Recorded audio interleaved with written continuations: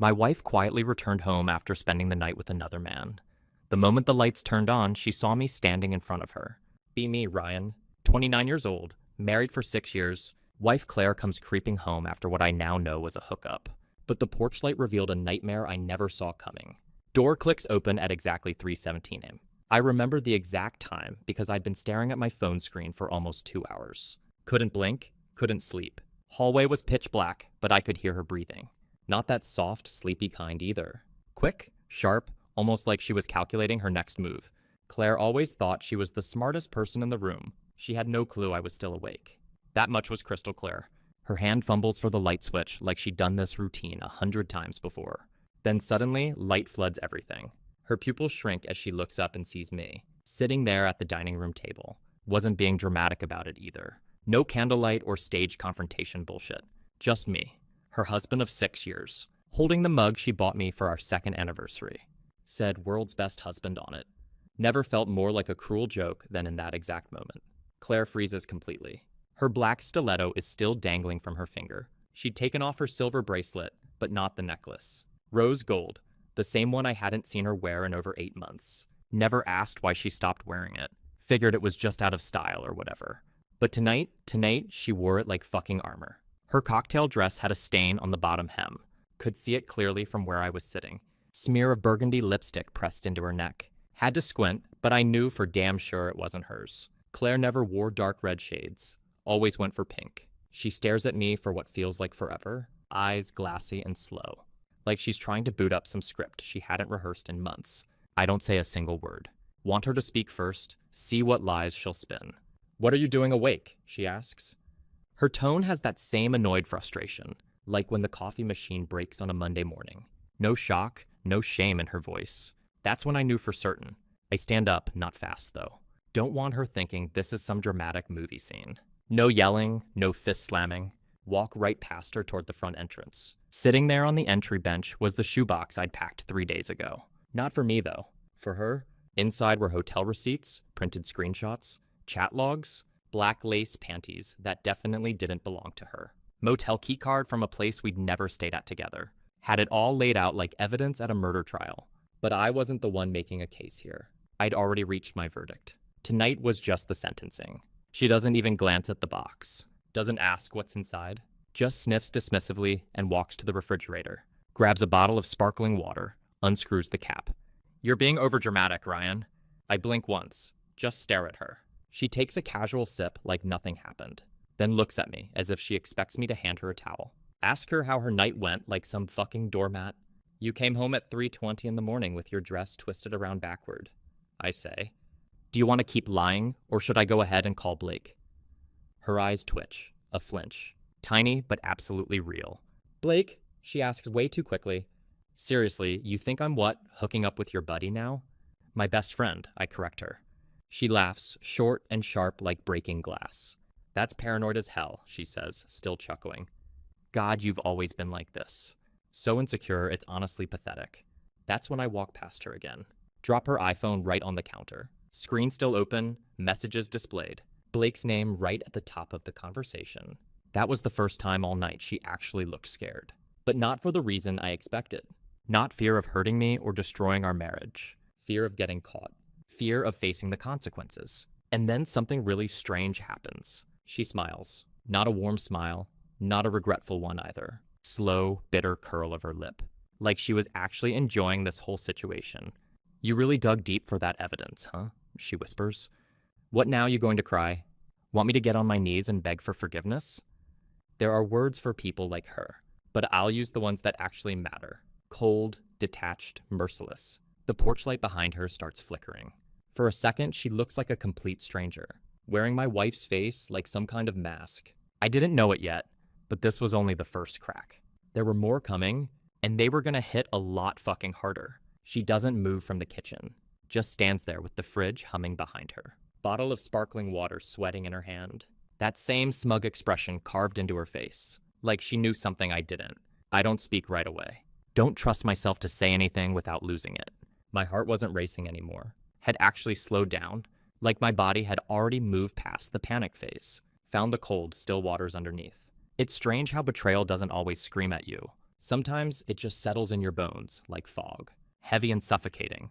Claire glances at the phone again. Screen had gone dark, but she knew exactly what I saw. The messages with Blake weren't vague or coded either. There were specific dates, times, phrases that got burned into my memory like acid. I can't stop thinking about how you kissed me in the back seat. He's completely clueless, so naive. I wish it was you waking up next to me instead. That last one absolutely gutted me. Not because of what it said exactly, but because it had been sent at 7:15 a.m., while I was downstairs making her scrambled eggs and toast. "What do you want me to say?" she finally asks. Her voice completely flat, emotionless. I raise my eyes to meet hers.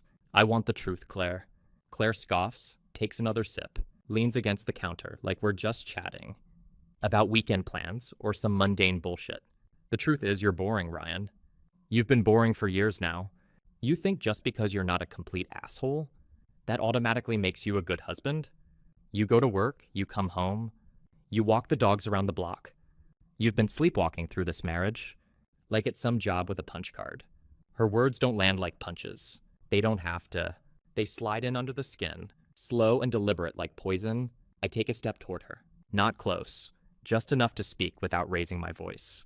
"And that makes it okay to sneak around behind my back with him? With someone I trusted?" She tilts her head, smirks at me. "I didn't sneak around. You just didn't bother to look." That stung way more than it should have. I turn away, gripping the edge of the sink, just trying to ground myself somehow. My hands are shaking now, not with anger or frustration exactly. Something deeper than that.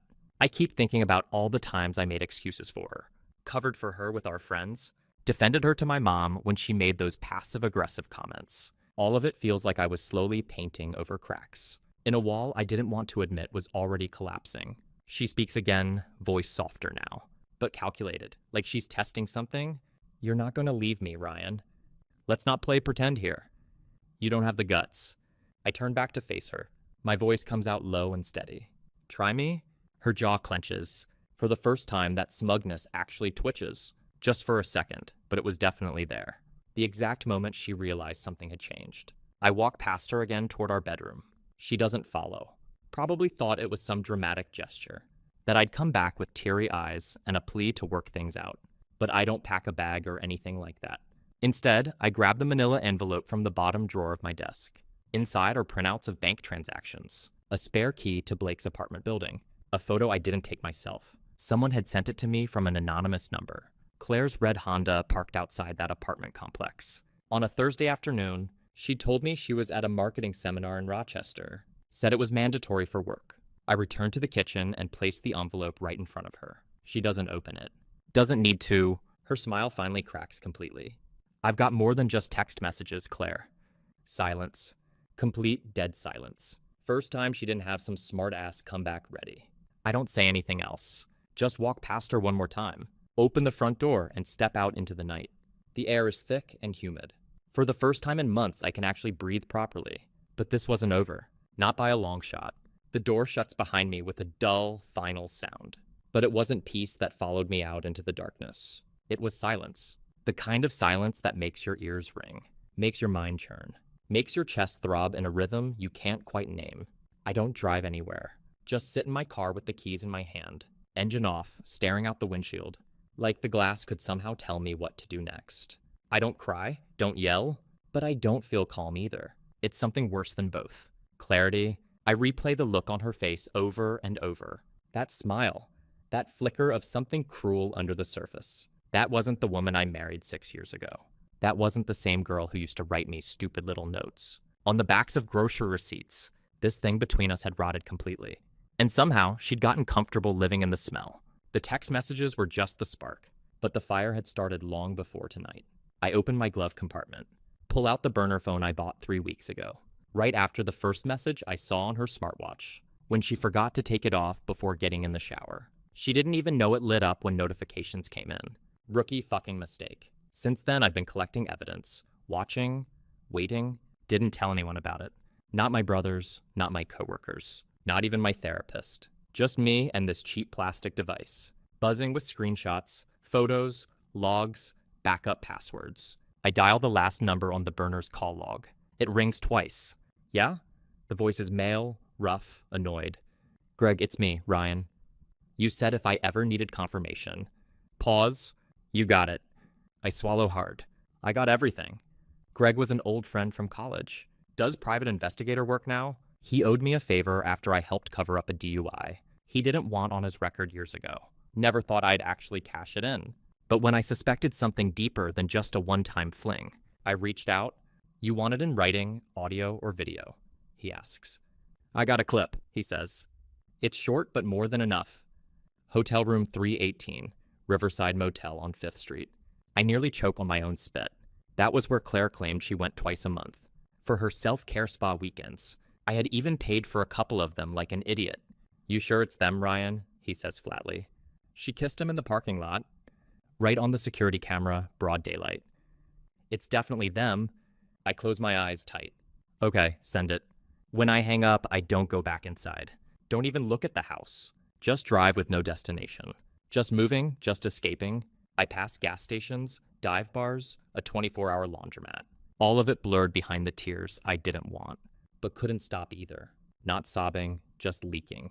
Like my body was trying to drain out all the trust it had stored up for years. She had been with Blake. My friend, my best man at our wedding, the one who helped me pick out the fucking engagement ring.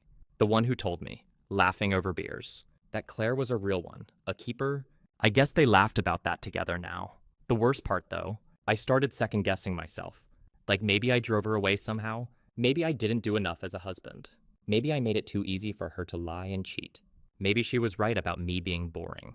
But deep down, I knew this wasn't about boredom. This was about character, or the complete lack of it. I pull over at a 24-hour diner, sit inside for almost 2 hours. Don't eat anything, just watch couples come and go. Some arguing, some laughing. All of them with no idea how quickly it can all collapse. How sometimes the person you sleep beside every night can slowly start to disappear behind the face they wear for you. When I finally drive back, it's dawn. I don't go inside, though. I stand on the front porch for a long while, staring at the door like it's the entrance to someone else's life. And in a way it was, because whoever Ryan was before last night, he was gone. Dawn's pale light filters through the curtains. When I finally push the front door open, the house smells exactly the same. French roast coffee, faint lavender from her candles. But it feels hollow, like a stage set waiting for actors who'd already quit the play. Claire's on the couch scrolling on her phone. She looks up when I step inside, eyes sharp and calculating. No apologies, no remorse. Just that same tired expression, like I was interrupting her morning Instagram routine. You're home early, she says, voice dripping with sarcasm. I don't answer. Walk past her toward the kitchen. Pour myself a glass of orange juice, because nothing about today feels like coffee. She follows me like a shadow. So what now? She asks, arms crossed. You got your proof. You've played detective. What's the next move, Ryan? You want me to grovel, beg, cry on your shoulder? I look at her, really look. See someone I don't recognize anymore. Someone cold, bitter, almost amused by the chaos she'd created. I'm not here for a performance, I say. I'm here because this, I gesture between us. This isn't working. Claire laughs, a low, harsh sound. Not working? She repeats. You think you're the victim here? You think I'm the one who messed this up? I blink, confused. Who else then? You, she says without hesitation. The boring husband, the invisible man who stopped noticing me. She steps closer, eyes flashing with anger. You stopped living, Ryan. You stopped trying, and don't give me that I was working hard excuse. You made yourself invisible, and I found someone who actually sees me. I want to scream at her, to shake her until she understands what she's done. But I don't. I just swallow the lump in my throat. So that's it? I ask. You're done? She shrugs like it's the most natural thing in the world. Yeah, I'm done. And you know what? I'm not sorry. The words hit me like a punch to the gut, the kind that leaves you gasping for air, because you didn't see it coming. You're not sorry? Nope, not one bit. She turns and walks away, leaving the house feeling emptier than ever. I sit down at the kitchen table, head in my hands, realizing this wasn't just a betrayal of trust.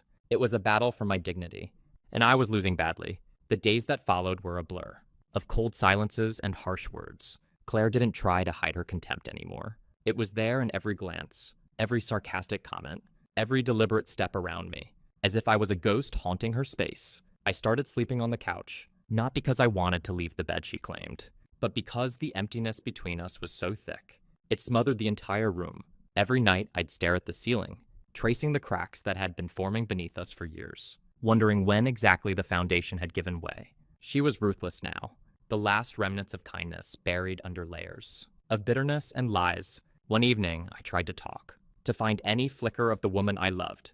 Beneath the mess, "Claire," I said, voice shaking, "why did you do this?" "Why?" She spat back without hesitation.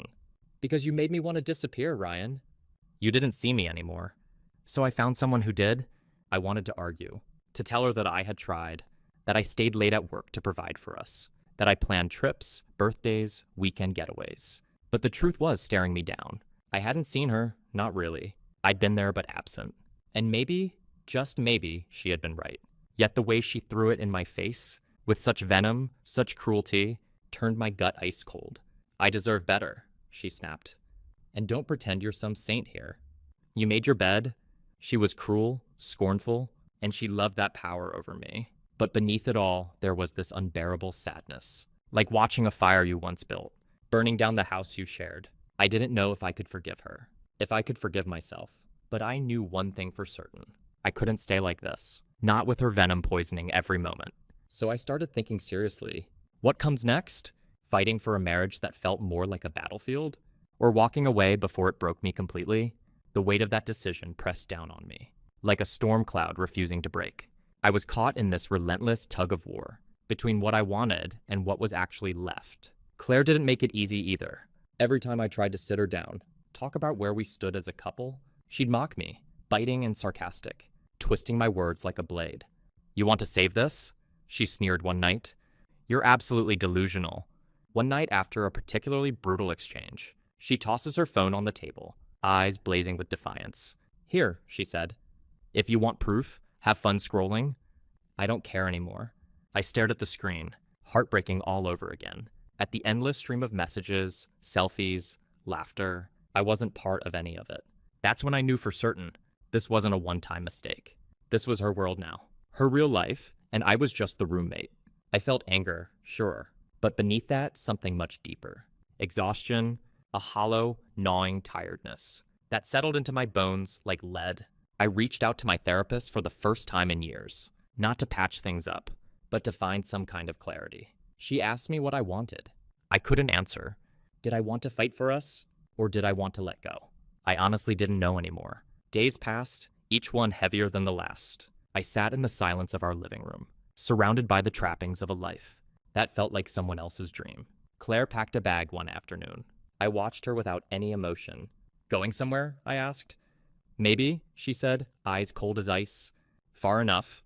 No goodbyes, no tears. Just the sharp snap of the door closing behind her. And in that moment, I realized maybe this was the only way forward.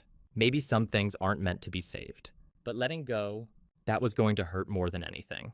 The house felt impossibly empty without her. Not because I missed Claire, the woman she had become, but because it was the first time I realized just how much she had taken with her. Her scent lingered faintly on the pillow, a cruel reminder of the nights I thought we were still together, still building something meaningful. The clothes she left behind looked strange, like relics from a life that had already slipped through my fingers. I tried to focus on work, friends, the 2 dogs, anything to fill the void that kept growing. But every quiet moment dragged me deeper. Loneliness wasn't the soft kind you read about in books. It was jagged, sharp, an annoying ache that made every breath feel heavy. Then came the phone calls. Not from Claire, no apologies or regrets, just Blake. His voice was smooth, almost too calm, like he was calling to check in on a job well done. "I know you saw everything," he said once.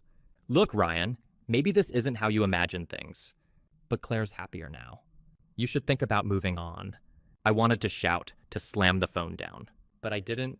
I just hung up and stared at the ceiling, wondering when my best friend had turned into a complete stranger. The betrayal didn't stop at Claire. It spread like poison, contaminating the edges of my life I thought were safe. At work, I was completely distracted. My boss pulled me aside one day. "You okay, Ryan? You've been off lately." I forced a smile and shook my head. "Just personal stuff." The truth was, my whole world had collapsed, and no one could patch it back together. I started going to therapy more regularly. Desperate to find some solid footing, my therapist asked me to write down what I wanted, not what I should want, or what others expected from me, just what I actually wanted. It was the hardest question I'd ever faced, because the answer wasn't simple at all. I wanted to feel whole again. I wanted to trust someone again. I wanted to believe in love again. But mostly, I wanted peace. And peace seemed like a distant dream. The nights grew longer and colder. I found myself wandering the empty rooms, tracing the outlines of memories like shadows on the wall. Every photo, every keepsake was a silent accusation, a reminder of what once was and what had been shattered. Claire's absence became a loud presence, haunting every corner of the house. One evening, a text lit up my phone. No name, no number saved. Just a message. "You lost her, Ryan. Don't pretend otherwise." I didn't respond, but the message hit like a punch to the gut. Who was this? A friend? A stranger? Someone sent by Claire to torment me? I blocked the number and tried to move on. But then Claire showed up, not at the door, not with apologies or explanations. She stood across the street, just watching. Our eyes met through the window for a long moment. No words, just the cold recognition that something between us was completely dead. I wondered if she felt the weight too, the crushing finality of a love turned to poison. I didn't call the police or confront her. I just watched until she disappeared into the night. That night, I realized some wounds don't heal with time. They fester in silence, waiting to reopen when you least expect it. And no matter what I did, I couldn't escape the past. Not when it followed me like a shadow. I tried to rebuild. Not the marriage, God, no. But myself, like piecing together a broken vase, holding the fragments carefully, hoping the cracks would become part of the design. Instead of the destruction, I started running again, forcing my legs to carry me farther. Then my mind wanted to go. I cleaned out the house systematically. Her clothes, her things, photos from vacations that now felt like another lifetime. Every item tossed felt like a step away from the wreckage she left behind. But the hardest part wasn't the physical clearing. It was the mental unraveling, the questions that spun endlessly in my head. How did I miss the signs? How could someone I trusted so completely become a stranger overnight? Was I enough? Was I too much? Could I have saved this somehow? One afternoon, I met up with an old friend, Kelly. She listened without judgment. No quick fixes or meaningless platitudes. Just quiet understanding. For the first time in months, I talked without stopping. "I don't know if I can ever trust again," I confessed. She nodded thoughtfully. Trust isn't given, it's earned, and sometimes it takes time to learn. How to give it to yourself, too. Her words stuck with me that night. I stared at the ceiling again, but something inside me shifted. Not a miracle cure or an instant fix, just a flicker of hope. Maybe, I thought, the pieces could be put back together. Not the same vase, not the perfect one, but something new, stronger, more real, and this time built on truth, not lies. Weeks turned into months. The sharp edges of betrayal dulled, but they never fully disappeared. Some nights the loneliness pressed in so hard, I thought I'd crack completely. Other days, I caught myself smiling at a memory, or the way the dogs chased each other in the yard, and felt a flicker of something I thought was lost forever. Claire tried to reach out once.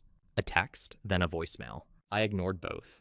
I wasn't ready to reopen old wounds. And honestly, I didn't want to know if her apologies were real or just another lie. Instead, I focused on me. Therapy, running, reconnecting with friends I'd pushed aside. I started small projects around the house. Planted a garden in the backyard. Things that needed care and time, just like me. One afternoon, I found an old photo of us, smiling before the cracks, before the lies. I stared at it for a long time. Then carefully, I slid it into a box labeled Old Life. I closed the box with a quiet resolve. I'm not the man I was before this all started. Nor am I the broken version Claire tried to leave behind. I'm somewhere in between, and that's okay. Because this experience taught me something no betrayal ever could. Some people don't deserve your loyalty, but you owe yourself the grace to heal. If you're reading this, stuck in the chaos of someone else's lies, know this: you're stronger than you think. The pain is real, the scars will stay, but your future, that's still yours. Don't let anyone steal that from you. And as for me, I'm still learning to trust, still figuring out what love really means. But now I'm doing it on my terms. The phone buzzed again, another message from an unknown number. I debated ignoring it, but something made me open it. "You think you won, Ryan? This isn't over." I stared at the screen, cold dread creeping up my spine. It wasn't Claire's style to threaten like this. This was something darker. Someone else stepping into the chaos. The next few days were filled with subtle reminders. A note slipped under my door, a scratched tire on my car, shadows lurking near the house when I got home late from work. I called the police. They said they'd keep an eye out. but warned me these things are hard to prove. Without concrete evidence, Claire denied any involvement when I confronted her. On a rare phone call, "You're paranoid," she said, voice icy. "Just move on already." But the feeling of being watched gnawed at me constantly. I tightened my circle, kept friends close, installed security cameras around the house. One night reviewing the footage, I caught a figure standing outside in the driveway. Just watching, the silhouette was familiar, someone I never expected to see again. Blake. The betrayal had evolved from a painful chapter into a haunting saga. It wasn't just about a cheating wife anymore. It was about reclaiming my peace from the shadows that lingered. And I realized healing wasn't linear. Sometimes the past reaches out to remind you it's still there. But I also knew I wasn't the same man who once let betrayal define him. This time, I was ready to fight for myself. It all came crashing down one night, faster and darker than I ever imagined. Blake showed up at my door, not with apologies or excuses, just cold eyes and a smirk. That dared me to respond. I didn't say a word, didn't flinch. I knew the man standing before me wasn't the friend I once trusted. It was the architect of the nightmare Claire had dragged me into. The confrontation wasn't loud or dramatic. No fists flying or shouting matches. Just a silent reckoning between two men whose lives had been twisted together by betrayal. "I wanted to make sure you knew," Blake said quietly, "that she never loved you, that you were just her safety net." His words stung, but the real pain wasn't in his insult. It was in the truth behind it. Claire had used me, lied to me, treated me like garbage. She was the last thing anyone deserved in their life. Her lies, her disrespect, her complete disregard for what we built together. She showed her true colors when the light was on. But standing there, I realized something important. I was done being her victim. I closed the door in Blake's face and locked it twice. That night, I sat alone in the quiet, the weight of months settling around me like dust. But beneath it all, there was peace. I had survived the storm she brought. I had faced the worst betrayal possible and come out standing, and I knew this for certain. Some endings hurt like hell, but they make space for new beginnings. Claire was gone, but I was still here. Stronger, wiser, and finally free. If you're stuck in a hell like I was, believe me, there's a way out. It's messy, it's painful, but it's possible. You just have to hold on long enough to see the light.